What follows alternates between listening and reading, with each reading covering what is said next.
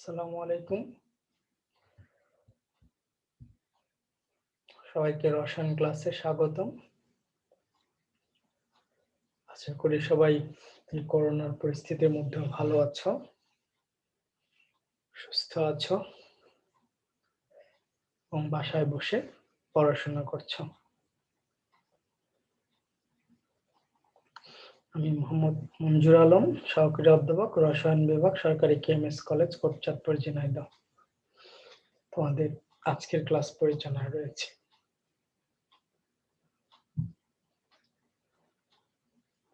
আজকের বিষয় হচ্ছে উচ্চ মাধ্যমিক শ্রেণীর রসায়ন দ্বিতীয় পত্রের দ্বিতীয় অধ্যায়ের জৈব রসায়ন বিষয়ে আলোচনা। তোমরা দুটো যৌগ দেখতে পাচ্ছ, জৈব যৌগ, যাদের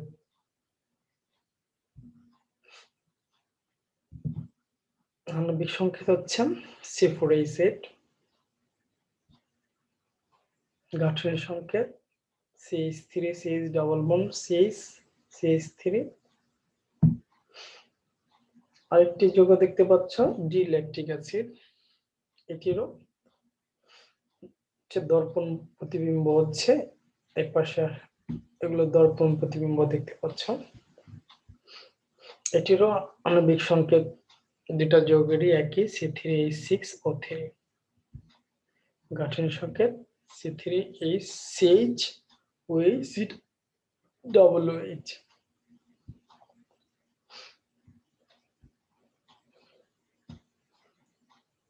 এই চারটি যৌগের ত্রিমাত্রিক বিন্যাস ভিন্ন। আণবিক সংকেত একই, গাঠনিক সংকেত প্রথম দুইটার একই, দ্বিতীয় দুইটারও গাঠনিক সংকেত একই, আণবিক সংকেত উপরের দুইটার একই এবং নিচের দুইটার একই, কিন্তু পার্থক্য হচ্ছে ত্রিমাত্রিক বিন্যাসে। নিশ্চয়ই তোমরা বুঝতে পেরেছো আজকের পাঠের বিষয় কি। আজকের পাঠ হচ্ছে ত্রিমাত্রিক সমানতা বা স্টিরিও আইসোমারিজম। শিক্ষণফল, এই পাঠ শেষে তোমরা ত্রিমাত্রিক সমানতা কি বলতে পারবে, সিস্টার্ন সমানতা বর্ণনা করতে পারবে, অপ্রতিসম কার্বন কি বলতে পারবে, অ্যানোনসিউমার ও ডায়াস্টেরোমার কি বলতে পারবে, মেসোযৌগ কি বলতে পারবে। ত্রিমাত্রিক সমানতা আসে আমরা প্রথমে। ত্রিমাত্রিক সমানতা বা স্টিরিও আইসোমারিজম কি?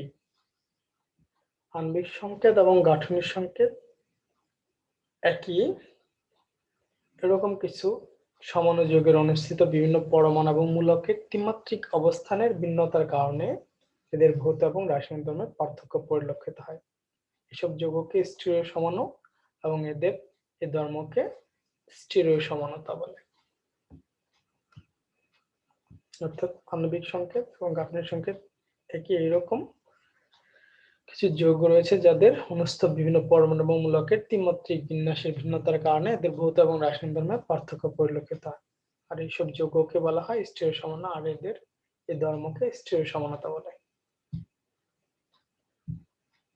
যেমন দেখি আমরা সিস বিউটেন এবং ট্রান্স বিউটেন, এদের আণবিক সংকেত একই,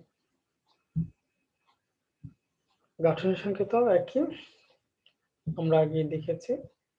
এদের ভৌত ধর্ম দেখা যায় বয়লিং পয়েন্ট হচ্ছে সিস বিউটেনের 3.7 ডিগ্রি সেলসিয়াস এবং ট্রান্স বিউটেনের হচ্ছে বয়লিং পয়েন্ট 0.9 ডিগ্রি সেলসিয়াস। তার ডাইপোল মোমেন্ট হচ্ছে 0.33 ডিভাই এবং ট্রান্সের 0 ডাইপোল মোমেন্ট। তাহলে এদের দেখা গেল কি ত্রিমাত্রিক বিন্যাসে ভিন্নতার কারণে এদের ভৌত এবং রাসায়নিক ধর্ম ভিন্ন ভিন্ন রয়েছে। সে আমরা স্টিরিও বা ত্রিমাত্রিক সমানতা শ্রেণী বিভাগ দেখি। বা ত্রিমাত্রিক সমানতাকে দুই ভাগে ভাগ করা আছে, একটা হচ্ছে জ্যামিতিক সমানতা, একটা হচ্ছে আলোক সমানতা। জ্যামিতিক সমানতাকে দুই ভাগে ভাগ করা আছে, একটা হচ্ছে সিস সমানতা আর একটা হচ্ছে ট্রান্স সমানতা। আলোক সমানতাকে আবার দুই ভাগে ভাগ করেছে, একটা এনানসিওমার আর এটা হচ্ছে ডায়াস্টেরিওমার।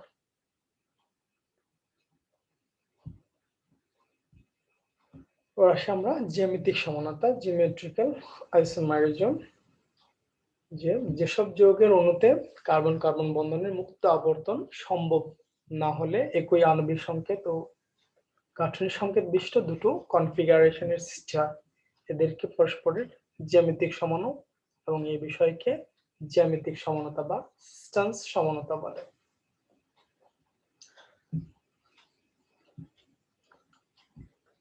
আমরা কনফিগারেশন কি, যে কোনো অণুর এক একটি ত্রিমাত্রিক সজ্জা বা স্থানিক বিন্যাসকে বলা হয় কনফিগারেশন। যে অণুতে যে বিভিন্ন পরমাণুগুলো থাকে তার ত্রিমাত্রিক সজ্জা বা স্থানিক বিন্যাসটাকে বলা হয় কনফিগারেশন। এখানে আমরা একটা যৌগ দেখিয়েছি, এটার যে পরমাণু অনুস্থ পরমাণুগুলো সেগুলো কিভাবে শূন্যের মধ্যে বিন্যস্ত থাকে, সে তার এক একটি নির্দিষ্ট স্থানিক বিন্যাস বা ত্রিমাত্রিক বিন্যাসটাকে বলা হয় কনফিগারেশন। এই কনফিগারেশন ভিন্নতার কারণে এই সমানতাগুলো তৈরি হয়, স্টিরিওআইসোমারিজম তৈরি হয়ে থাকে।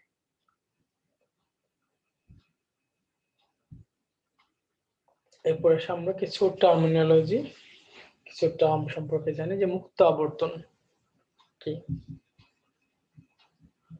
যখন আমরা দেখি একক বন্ধনের ক্ষেত্রে, যে কার্বন কার্বন পরমাণুর সাথে যে অন্য পরমাণুগুলো যুক্ত আছে সেগুলো ইচ্ছে মতো ঘুরতে পারে, এটি হলো মুক্ত আবর্তন। আমরা এখানে অ্যানিমেশনের মাধ্যমে দেখতেছি এই কার্বনের সাথে তো অপর পরমাণুগুলো ইচ্ছে মতো ঘুরতে পারতেছে, একক বন্ধন থাকার কারণে ইচ্ছে মতো ঘুরতে পারে, এটা হলো মুক্ত আবর্তন বা ফ্রি রোটেশন। কিন্তু দ্বিবন্ধনের ক্ষেত্রে সেই ফ্রি রোটেশনটা সম্ভব নয়। এখানে আমরা অ্যানিমেশনের মাধ্যমে দেখতে পাচ্ছি যে দ্বিবন্ধন সেটা পাই বন্ধনে আবদ্ধ থাকে, পাই বন্ধনে আবদ্ধ থাকার কারণে সেগুলো ইচ্ছে মতো রোটেট করতে পারে না, একক বন্ধনের মতো রোটেট করতে পারে না, অর্থাৎ মুক্ত আবর্তন দ্বিবন্ধনের ক্ষেত্রে অসম্ভব।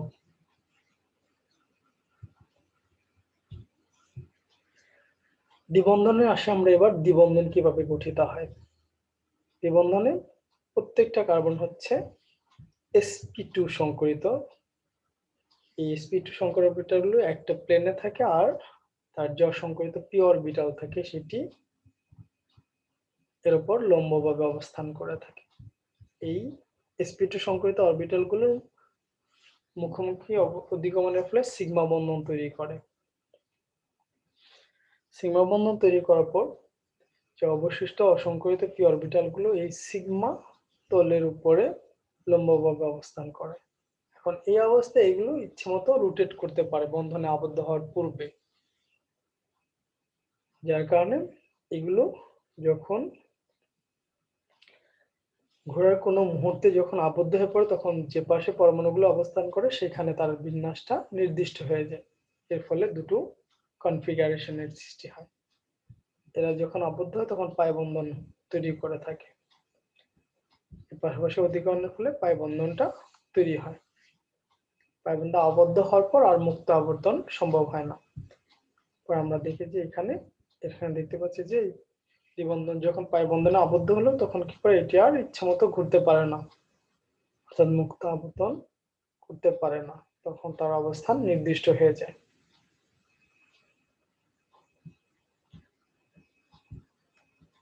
জ্যামিতিক সমানতা, জ্যামিতিক সমানতার ক্ষেত্রে আণবিক সংকেত একই, গাঠনিক সংকেত একই,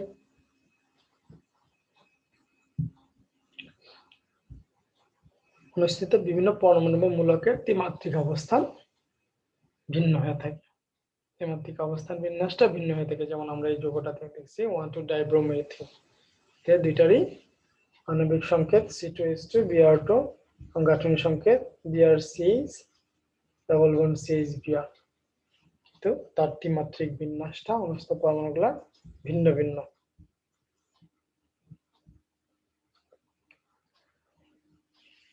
দ্বিবন্ধনযুক্ত কার্বনের সংযুক্ত অভিন্ন পরমাণু বা গ্রুপগুলো একই পাশে থাকলে সিস সমাণু বলে, আর যদি বিপরীত পাশে অবস্থান করে তাহলে তাকে ট্রান্স সমাণু বলে। যেমন এটার ক্ষেত্রে যে একই পরমাণু বা গ্রুপগুলো একই পাশে রয়েছে, দ্বিবন্ধনযুক্ত কার্বনে একই পাশে রয়েছে, কাজে এটি হচ্ছে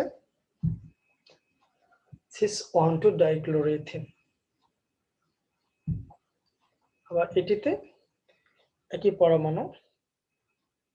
পরমাণুগুলো বিপরীত পাশে রয়েছে, যেমন ক্লোরিন অথবা হাইড্রোজেন, এগুলো হচ্ছে বিপরীত পাশে রয়েছে, হচ্ছে ট্রান্স 1,2 ডাইক্লোরোইথিন।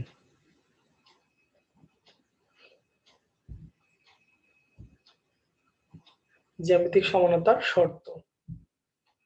যৌগে কার্বন কার্বন দ্বিবন্ধন থাকতে হবে অথবা যৌগ চাক্রিক হতে হবে। যৌগটা দ্বিবন্ধনযুক্ত হতে হবে অথবা চাক্রিক যৌগ হতে হবে, তাহলে তারা জ্যামিতিক সমানতা প্রদর্শন করবে। কার্বন কার্বন বন্ধনের অক্ষ বরাবর মুক্ত আবর্তন রহিত হতে হবে, অর্থাৎ মুক্ত আবর্তন হতে পারবে না। যেমন একক বন্ধনের ক্ষেত্রে মুক্ত আবর্তন সম্ভব, কিন্তু দ্বিবন্ধনের ক্ষেত্রে মুক্ত আবর্তন সম্ভব না, যার কারণে এরা করে জ্যামিতিক সমানতা প্রদর্শন করে থাকে।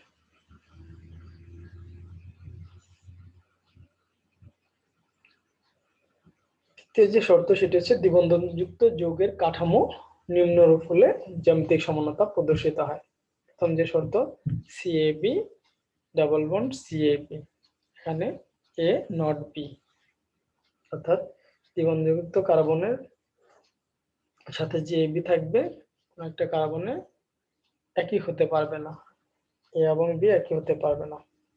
দ্বিতীয় যে শর্ত CAB ডাবল বন্ড CBD, এখানে A নট B এবং B নট D, অর্থাৎ দ্বিবন্ধনযুক্ত কার্বনের সাথে যে দুইটা গ্রুপ বা পরমাণু যুক্ত থাকবে তারা একই হতে পারবে না। তৃতীয় যে শর্ত সেটা হচ্ছে CAB ডাবল বন্ড CD, এখানে A not B D not E।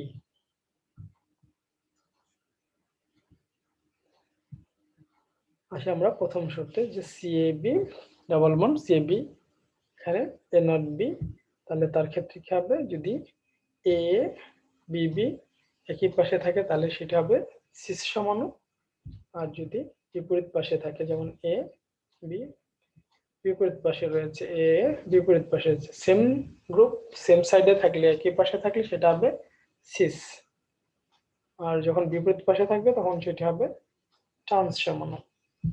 তখন আমরা উদাহরণের মাধ্যমে দেখি এটি। আর যদি যখন সেম গ্রুপ দুইটা যখন দ্বিবন্ধনে যুক্ত কার্বনের উভয় পাশে যখন একই A এবং A ইকুয়াল টু যদি B হয়, অর্থাৎ A ইকুয়াল টু B হয়ে যায়, তাহলে সেক্ষেত্রে যেমন এটার ক্ষেত্রে এক পাশে এর পরিবর্তে আমরা B বসাইছি, অর্থাৎ A ইকুয়াল টু B, অর্থাৎ A হয়ে যায়, যদি AB সমান হয়ে যায় তাহলে সেক্ষেত্রে যেমন A এর পরিবর্তে আমরা A বসাইছি, B এর পরিবর্তে A বসাইছি, তাহলে দেখা যায় যে সেম গ্রুপ, তাহলে এই ক্ষেত্রে জ্যামিতিক সমানতা সম্ভব নয়।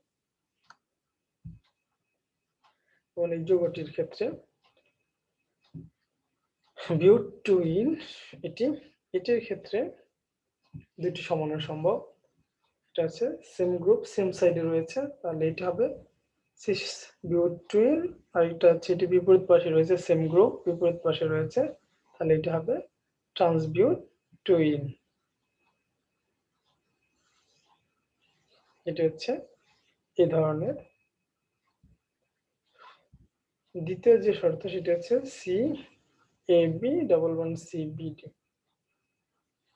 এখানে AB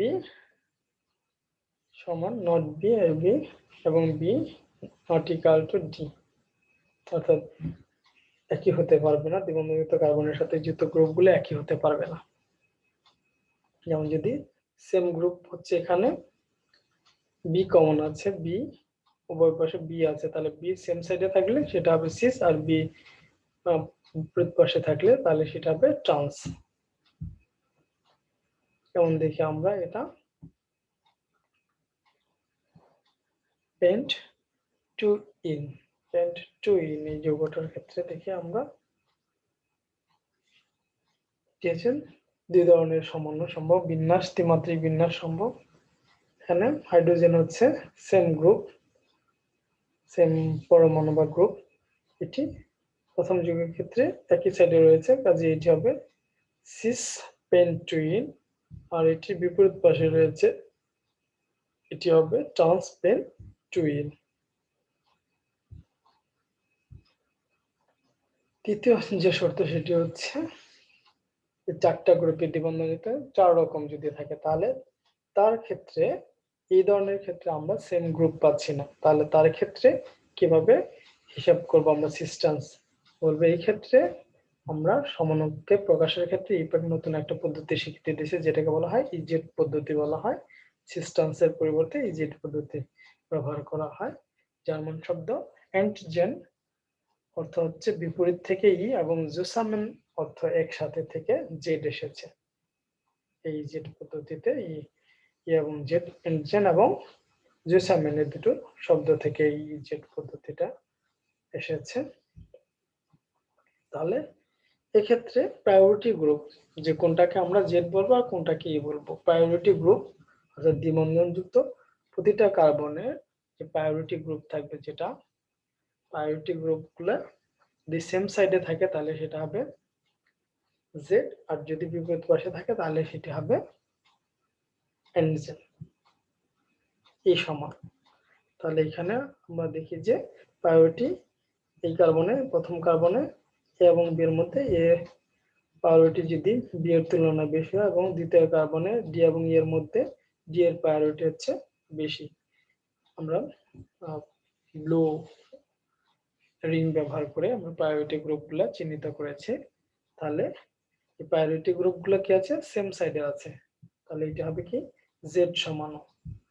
আর এটা দেখি যে প্রায়োরিটি গ্রুপ এটার ক্ষেত্রে বিপরীত পাশে রয়েছে, তাহলে এটা হবে কি ই সমান।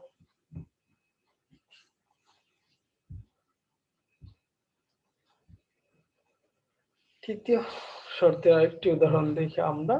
যেমন এই যৌগটির ক্ষেত্রে প্রায়োরিটি হচ্ছে প্রথম কার্বনে হচ্ছে ক্লোরিনের প্রায়োরিটিটা আসবে কিভাবে, যে পারমাণবিক ভর যার বেশি, পারমাণবিক ভর বা আণবিক ভর যার বেশি সেটা হচ্ছে প্রায়োরিটি বেশি।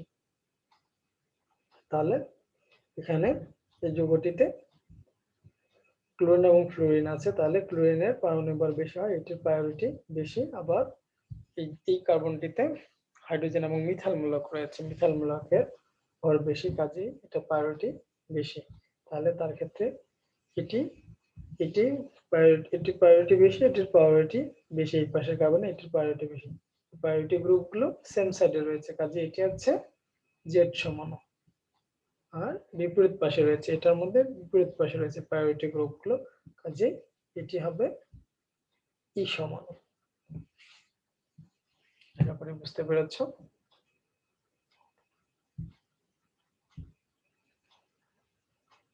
চাকরির যৌগের ক্ষেত্রে জ্যামিতিক সমানতা। চাকরির যৌগের ক্ষেত্রে যে সেম গ্রুপ বা পরমাণু যদি সেম সাইডে থাকে, চক্রের উপরে বা নিচে থাকে, তাহলে সেক্ষেত্রে সেটি হবে সিস আইসোমার, যেমন এটার ক্ষেত্রে সিস 1,2 ডাইমিথাইল সাইক্লোপ্রোপেন। এটাতে যে সেম গ্রুপগুলো হাইড্রোজেন বা মিথাইল মূলকগুলো কি আছে, সেম সাইডে রয়েছে, কাজে এটি হবে সিস 1,2 ডাইমিথাইল সাইক্লোপ্রোপেন। আর এটিতে সেম গ্রুপগুলো বিপরীত পাশে রয়েছে, অর্থাৎ চক্রের উপরে রয়েছে, উপরের নিচে রয়েছে। তাহলে এটা হবে কি ট্রান্স 1,2 ডাইমিথাইল সাইক্লোপ্রোপেন। আরেকটি উদাহরণ দেখি আমরা। এটা হচ্ছে সাইক্লোপেন্টেন যৌগ। এটা এক্ষেত্রে সেম গ্রুপ মিথাইল মূলকটা এটার ক্ষেত্রে বিপরীত পাশে রয়েছে, এই যৌগটিতে বিপরীত পাশে রয়েছে, এটা হচ্ছে, এবং এটার ক্ষেত্রে আমরা বিপরীত পাশে দেখতে পাচ্ছি যে ট্রান্স 1,2 ডাইমিথাইল সাইক্লোপ্রোপেন। আর এটার ক্ষেত্রে সেম সাইডে রয়েছে, অর্থাৎ চক্রের নিচে রয়েছে সেম গ্রুপগুলো, যেমন মিথাইল মূলক বা হাইড্রোজেন চক্রের উপরে বা নিচে রয়েছে, কাজে এটি হবে সিস 1,2-ডাইমিথাইল সাইক্লোপেন্টেন।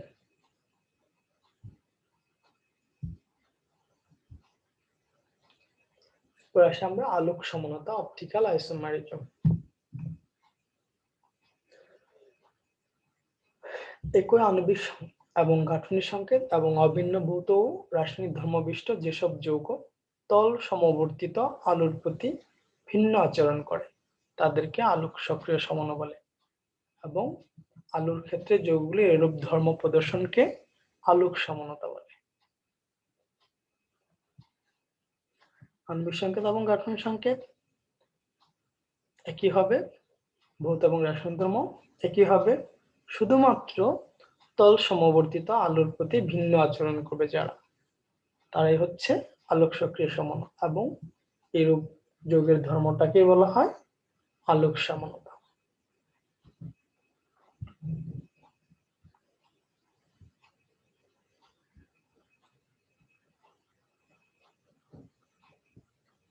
আমরা অন্যভাবে বলতে পারি যে একই আণবিক সংকেত এবং গাঠনিক সংকেত বিশিষ্ট দুটো যৌগ যারা পরস্পরের অপরিস্থাপনে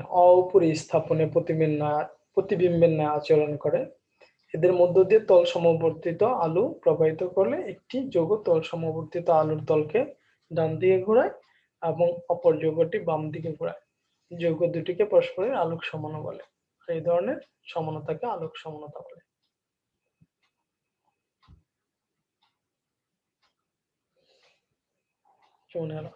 দর্পণ প্রতিবিম্বে এবং আরেকটা হচ্ছে অপরিস্থাপনীয়, একটা ডান দিকে ঘোরালে আর একটা বাম দিকে ঘোরায়, এরা দুটি হচ্ছে কি আলোক সমাণু।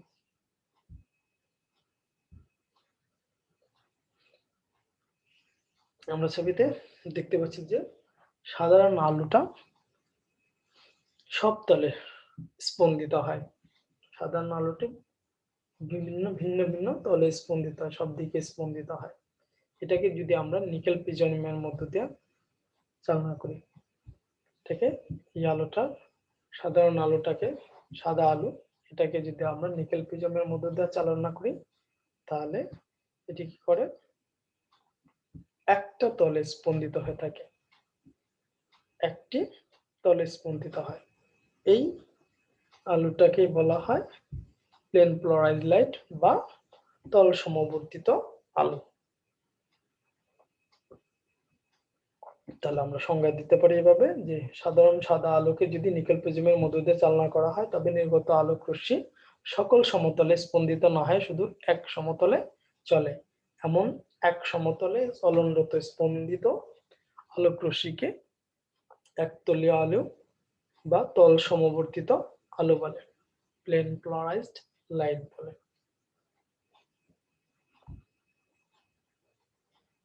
আলোক সক্রিয়তা, অপটিক্যাল অ্যাক্টিভিটি, যে কোন যৌগের দ্রবণের মধ্য দিয়ে যদি একবর্ণী এক সমতলে আলো পাস করা হয় তাহলে সেটি কি করে আলোর তলটাকে যদি ঘুরিয়ে দেয়, যেমন আমরা এখানে দেখতে পাচ্ছি এটাকে লাইট, এটা ভিতর দিয়ে পাস করা হয়েছে, এই দ্রবণটা এক সমতুল্য আলো, এটা দ্রবণটা ভিতর দিয়ে পাস করানোর ফলে কি হচ্ছে এটি তলটাকে, এটা হলো এক সমতুল্য আলো, এটাকে তলটাকে কি করেছে এদিকে ডান দিকে ঘুরিয়ে দিয়েছে, অর্থাৎ এই তল ঘোরাবার ক্ষমতাটাকে হলো কোন যৌগের আলোক সক্রিয়তা। তাহলে যেসব যৌগ তল সমবর্তিত আলোর তলকে কৌণিক ঘূর্ণনে সক্ষম তাদেরকে আলোক সক্রিয় যৌগ বলে, এবং এসব যৌগের তল সমবর্তিত আলোর তল ঘোরাবার ধর্মকে আলোক সক্রিয়তা বলে। এখন এই আলোক সক্রিয়তা পরিমাপ করা হয় যে যন্ত্রের সাহায্যে, সেটিকে বলা হয় পোলারিমিটার। এখানে একটা পোলারিমিটার দেখতে পাচ্ছি, এমন যন্ত্র, এটি হচ্ছে পোলারিমিটার যন্ত্র।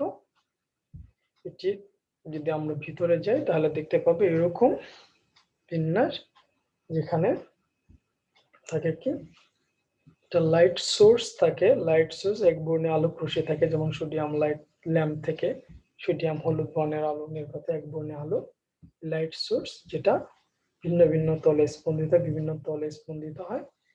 এটি যখন আমার পোলারাইজারের মধ্য দিয়ে পাস করা হয় তখন কি করে এটি এক সমতলে পরিণত হয়, প্লেন পোলারাইজড লাইটে পরিণত হয়। এটা আমরা এখানে দেখাচ্ছি যে প্লেন পোলারাইজড লাইটে পরিণত হয়, এক সমতলে আলোতে পরিণত হয়। তারপর এটিকে যখন দ্রবণের মধ্যে গ্লাস টিউব এরকম এখানে যেখানে দ্রবণ রাখা হয়, এই ভিতরতে এটা হচ্ছে এই গ্লাস টিউবের মধ্যে দিয়ে যখন দ্রবণ রাখায় রেখে তার মধ্যে দিয়েই এক বর্ণে আলোক রশ্মি পাস করে তখন কি করে তলটাকে ডানে বা বামে ঘুরিয়ে দেয়। এখানে আমরা দেখতে পাচ্ছি যে এটিকে কি করেছে বাম দিকে ঘুরিয়ে দিয়েছে। এখন এটা অ্যানালাইজারের মধ্যে দিয়ে পাস করে তারপর আমরা যদি এটাকে এই পরিমাণ ঘুরিয়ে দিই তাহলে আমরা এটাকে আলোটা দেখতে পারবো, আর যদি এটা না ঘুরে তাহলে আমরা এটা অন্ধকার দেখতে পাবো। তাহলে এই যন্ত্রের মাধ্যমে কি করা হয়, সক্রিয়তা যদি এটি ডানে বা বামে ঘোরায় তাহলে সেটি হচ্ছে তলটাকে, এগুলো হচ্ছে আলোক সক্রিয় যৌগ। ডানগুণী বা বামগুণী, ডেক্সট্রোরোটেটরি এবং ল্যাবোরোটেটরি। যে যৌগ তল সমবর্তী আয়তকে ডান দিয়ে ঘোরায় তাকে ডানাবর্ত বা ডানগুণী বা ডেক্সট্রোরোটেটরি, সংক্ষেপে ডি অথবা প্লাস চিহ্ন ব্যবহার করা হয়। আর যে যৌগ তল সমবর্তিত আলোর তলকে বাম দিকে ঘোরায় তাকে বামাবর্ত বা বামঘূর্ণি, ল্যাবোরেটরি, সংক্ষেপে স্মল এল বা মাইনাস সমান বলে।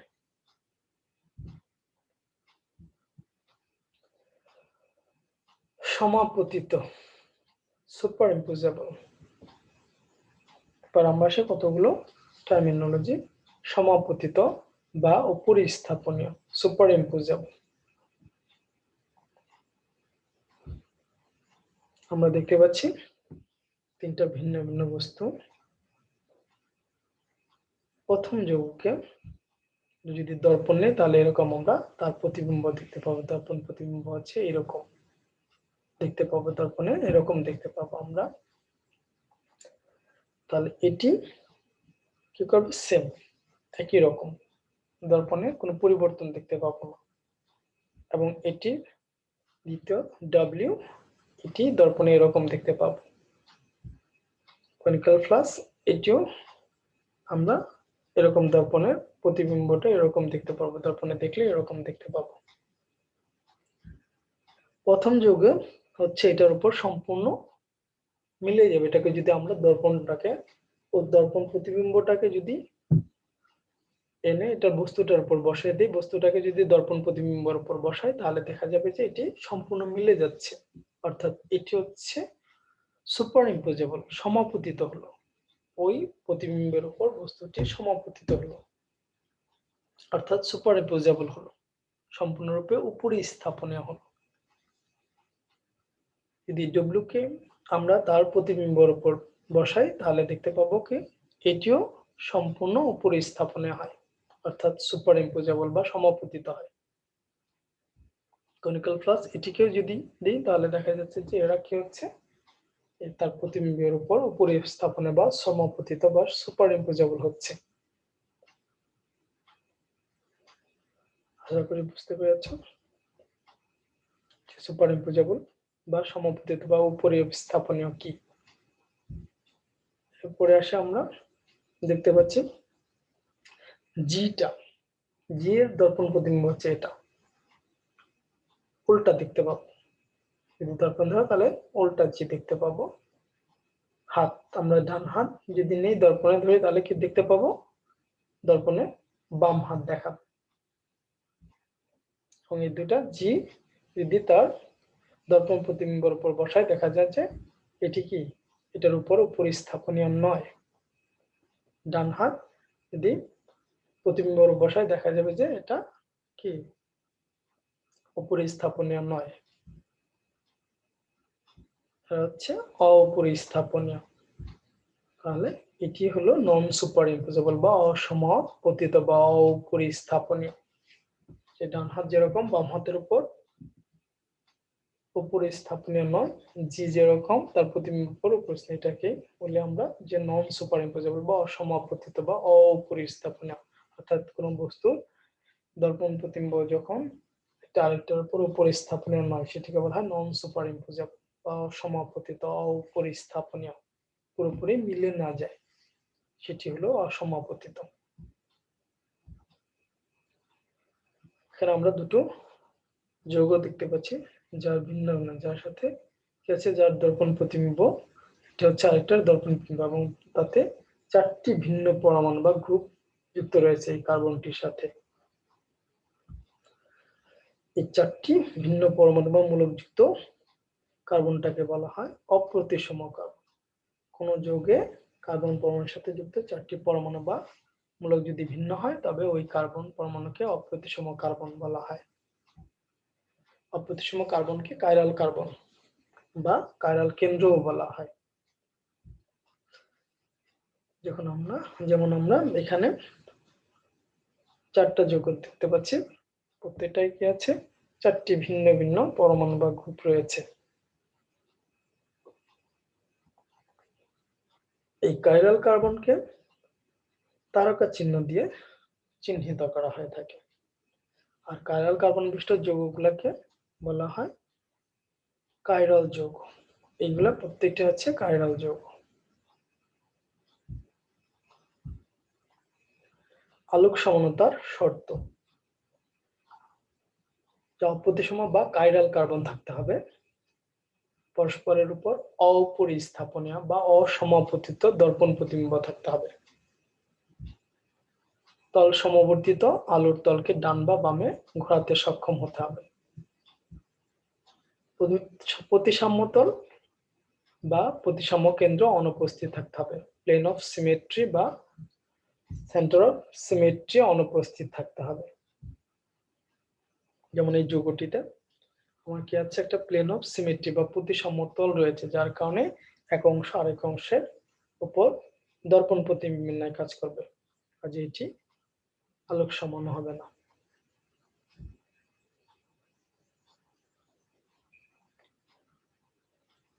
যদি আমরা এইভাবে চিন্তা করি তাহলে এটা এক অংশ আরেক অংশের উপর দর্পণ প্রতিবিম্ব হবে, এটা অনুপস্থিত থাকতে হবে, প্রতিসাম্য তলটা অনুপস্থিত থাকতে হবে। আমরা দুটো যৌগ দেখতে পাচ্ছি যারা হচ্ছে একটা আরেকটা দর্পণ প্রতিবিম্ব, যেমন ডি ল্যাকটিক অ্যাসিড এবং আরেকটা হচ্ছে এল ল্যাকটিক অ্যাসিড, এরা হচ্ছে পরস্পরের দর্পণ প্রতিবিম্ব।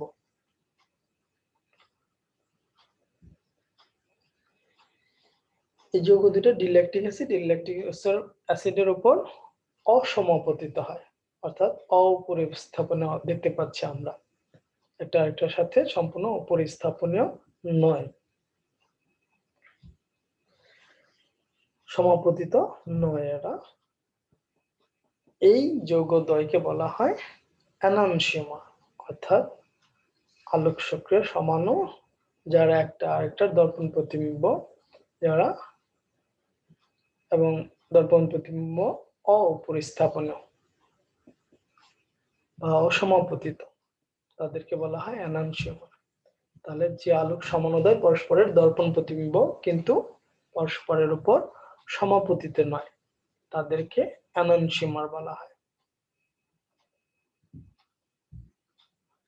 এদেরকে এনানসিওমারকে অ্যান্টিমার, এনানসিওমর্ফ বা অ্যান্টিপড বলে।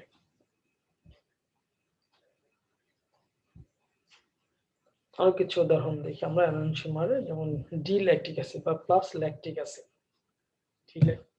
ডি টার্টারিক অ্যাসিড বা প্লাস টার্টারিক অ্যাসিড, আর এটির দর্পণ প্রতিবিম্ব হচ্ছে এল টার্টারিক অ্যাসিড।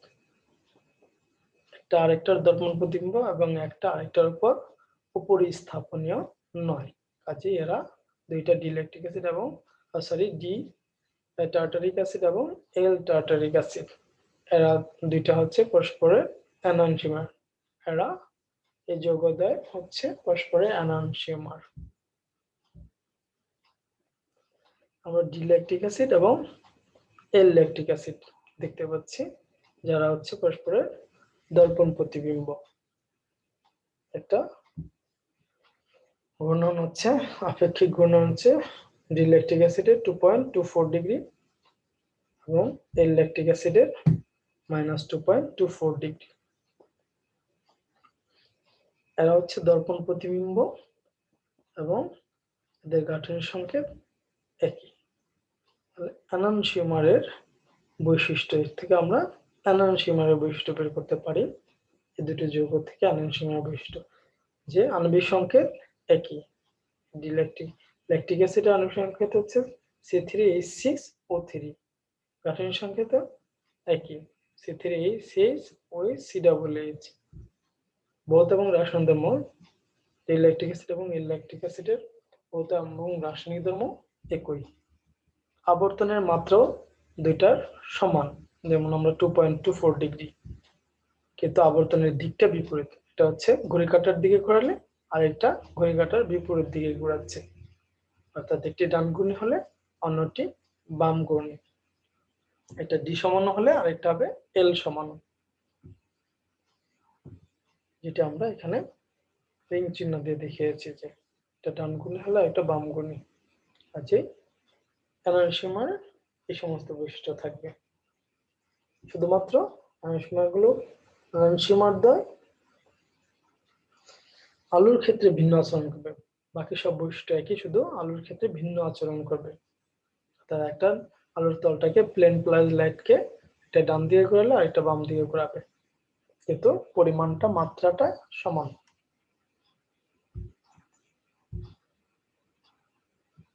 এখানে আমরা চারটা যৌগ দেখতে পাচ্ছি। প্রথম দুইটা হচ্ছে, প্রথম 1 আর 2 হচ্ছে পরস্পরের দর্পণ প্রতিবিম্ব, 3 এবং 4 হচ্ছে পরস্পরের দর্পণ প্রতিবিম্ব, এবং 1 এবং 2 হচ্ছে পরস্পরের এনানসিওমার, 3 এবং 4 হচ্ছে পরস্পরের এনানসিওমার। তো 1 এবং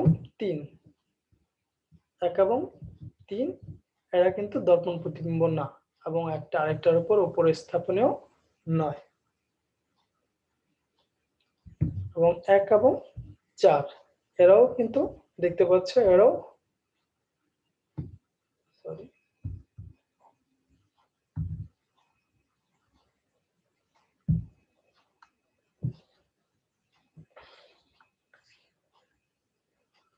1 এবং 4 এরাও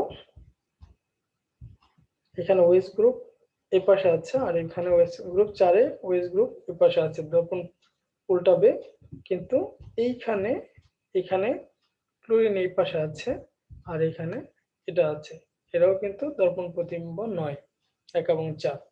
অনুরূপভাবে 2 এবং 3 এই যোগটা হচ্ছে, এবং 2 এবং 4 এরা পরস্পরের দর্পণ প্রতিবিম্ব নয় এবং উপরি স্থাপনেও নয়। এই চারটা যৌগ হচ্ছে 3-chlorobutan 2-ol। এরা হচ্ছে এই 1 আর 3, 1 আর 4, 2 আর 3, 2 আর 4 হচ্ছে ডায়াস্টেরিওমার, অর্থাৎ যারা আলোক সক্রিয় সমাণু 2 এর অধিক কার্বন পরমাণু বিশিষ্ট আলোক সক্রিয় সমাণু যারা কে পরস্পর দর্পণ প্রতিবিম্ব আচরণ করে না, তাদেরকে পরস্পরের ডায়াস্টেরিওমার বলে। দুটি অপ্রতিসম কার্বন সম্বলিত দুটি আলোক সক্রিয় যৌগ যারা পরস্পরের দর্পণ প্রতিবিম্ব আচরণ করে না, তাদেরকে পরস্পরের ডায়াস্টেরিওমার বলা হয়। এখানে আমরা যে পরস্পরের ডায়াস্টেরিওমার হচ্ছে 1 এবং 3, 1 এবং 4 এরা হচ্ছে পরস্পরের ডায়াস্টেরিওমার। অনুরূপভাবে 2 এর সাথে 3 এবং 2 এর সাথে 2 এবং 4 হচ্ছে পরস্পরের ডায়াস্টেরিওমার।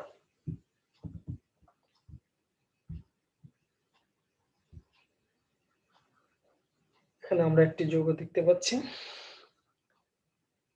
টার্টারিক অ্যাসিড, এটি হচ্ছে টার্টারিক অ্যাসিড, মেসোটার্টারিক অ্যাসিড এটি। আর এটি দেখতে পাচ্ছি আমরা 1,2-dichloroethane 1,2-diol। এই দুটো যেগুলি প্রতিসাম্যত রয়েছে, প্লেন অফ সিমেট্রি রয়েছে, এদের মাঝ দিয়ে যদি আমরা দর্পণ চিন্তা করি প্রতিসাম্যতলের মধ্য দিয়ে, অর্থাৎ এক অংশ আরেক অংশের দুইটা অংশে ভাগ করা যায়, দুটো সমতুল অংশে ভাগ করা যায়। প্রতি সমতলের মধ্যে দিয়ে এদেরকে দুইটা অংশে ভাগ করা যায়। ওই দুইটা অংশ কে হচ্ছে একটা আরেকটার দর্পণ প্রতিবিম্বের ন্যায় কাজ করে থাকে, দর্পণ প্রতিবিম্বের ন্যায় কাজ করে থাকে। ফলে এরা আলোক নিষ্ক্রিয় হয়ে যায়, আলোক নিষ্ক্রিয় যৌগ। কাইরাল কার্বন থাকা সত্ত্বেও এরা আলোক নিষ্ক্রিয় থাকে। তাহলে এই যৌগগুলা হচ্ছে কি মেসো যৌগ। তাহলে মেসো যৌগ কাকে বলে? একাধিক কাইরাল কার্বন বিশিষ্ট জৈব অণুর এক অংশ অপর অর্ধাংশের উপর অপরিস্থাপনের দর্পণ প্রতিবিম্ব হলে যৌগটি আলোক নিষ্ক্রিয় হয়, কে মেসো যৌগ বলে। একাধিক কাইরাল কার্বন বিশিষ্ট জৈব অণুর এক অর্ধাংশ অপর অর্ধাংশের উপরিস্থাপনীয় দর্পণ প্রতিবিম্ব হলে যৌগটি আলোক নিষ্ক্রিয় হয়, একে মেসো যৌগ বলে। এক অংশ আরেক অংশের উপর সমপতিত হয়, ফলে যৌগটি নিষ্ক্রিয় থেকে এই যৌগকে বলা হয় মেসো যৌগ। তাহলে এটা হচ্ছে মেসোস্ট্যাটিক গ্যাস আর এটা হচ্ছে আরেকটা মেসো যৌগ।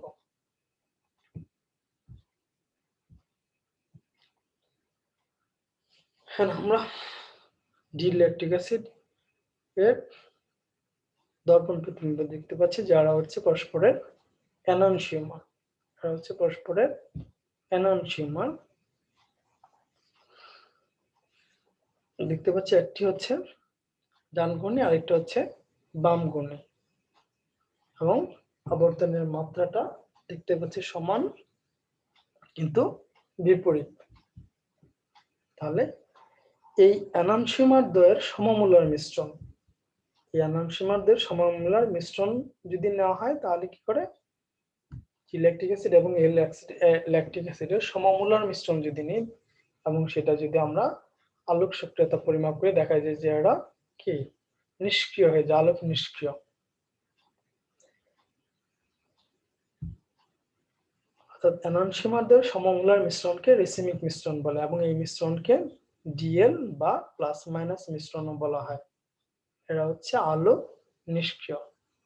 এননসিওমারদের সমমূল্যের মিশ্রণ, এই দুইটার মিশ্রণ নিয়ে যদি আমরা তার আলোক সক্রিয়তা পরিমাপ করে দেখা যাবে যেটা নিষ্ক্রিয় হয়।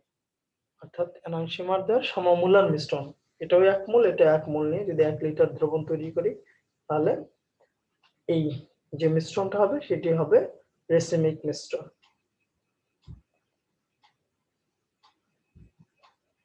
তো রেসিমিক মিশ্রণে আলোক নিষ্ক্রিয়তার কারণ এখানে আমরা দেখতে পাচ্ছি যে ডি-ল্যাকটিক অ্যাসিড, এটার মধ্যে যে প্লেন প্লাস লাইট পাস করলে এটি কি করে আলোর তলটাকে ডান দিকে ঘুরিয়ে দিবে, এটি 2.24 ডিগ্রি ঘুরিয়ে দিবে ডান দিকে। এখন এটা যখন অপর সমাণু এল ল্যাকটিক অ্যাসিডের মধ্য দিয়ে পাস করবে তখন কি করবে, এটা হচ্ছে বামকোণী এবং ঘূর্ণনের মাত্রা সেম, ফলে এটি কি করবে আবার এটাকে তলটাকে আবার বাম দিকে একই পরিমাণ ঘুরে দেবে, ফলে এটি পূর্বের অবস্থায় ফিরে যাবে, ফলে আমরা ঘূর্ণন শূন্য দেখতে পাবো। অর্থাৎ অভ্যন্তরীণ ঘূর্ণনের কারণে একটি সমাণু অপর সমাণু কর্তৃক ঘূর্ণনটা ক্যান্সেল হয়, নিষ্ক্রিয় হয়ে যায়, ঘূর্ণনটা শূন্য হয়ে যায়। এটা সমান ডান দিকে ঘুরালে অপর সমাণুটি বাম দিকে ঘুরে দেয়, ফলে আমরা আলোর তলের কোনো পরিবর্তন পাবো না, প্লেন প্লাস লাইটের কোনো পরিবর্তন পাবো না, ফলে এটি সামগ্রিক ঘূর্ণনটা শূন্য হবে। তার কারণে এরা আলোক নিষ্ক্রিয় হয়ে থাকে, রেসিমিক মিশ্রণটা আলোক নিষ্ক্রিয় হয়ে থাকে। এননসিওমার এবং ডায়াস্টেরিওমারের মধ্যে পার্থক্য। কাইরাল কার্বন, যে এননসিওমার একটি ন্যূনতম একটি কাইরাল কার্বন থাকলে এননসিওমার হবে, ন্যূনতম দুটি কাইরাল কার্বন থাকলেই ডায়াস্টেরিওমার হতে পারে।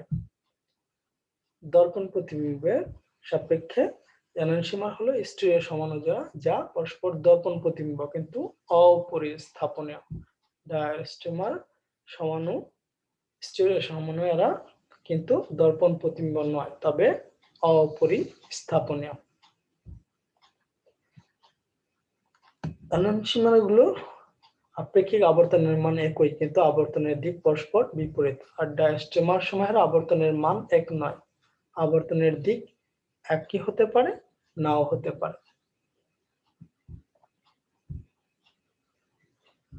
তোমাদের জন্য এবার বাড়ির কাজ, যে 1,2-ডাইক্লোরোইথিন এবং 1,1-ডাইক্লোরোইথিনের মধ্যে কোনটি জ্যামিতিক সমানতা প্রদর্শন করবে।